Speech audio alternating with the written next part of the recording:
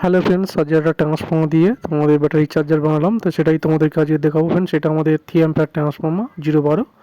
আর এখানে আমরা একটা ব্রিজ ডায়ার নিয়েছি। সেখানে আমরা এখানে সব সিস্টেম করা আছে, প্লাস মাইনাস কমন দুটো আমাদের মাঝখানে কমন করা আছে, যেখানে ট্রান্সফর্মার আউটপুট 12 বলে এসি লাইনটা এখানে কমন দুটো পয়েন্টে আসবে। আর এখান থেকে আমরা একটা এলইডি লাগিয়ে দিয়েছি কমন দুটো পয়েন্টে, যেটা ট্রান্সফর্মার এসি লাইনে।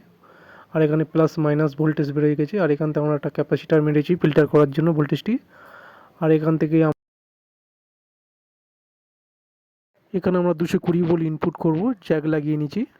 তো চলো ফ্রেন্ডস, আমরা লাইন দেবো। চলো ফ্রেন্ডস, লাইন দেওয়ার পরে আমাদের দেখুন ফ্রেন্ডস, আমাদের সাপ্লাই চলে এসছে।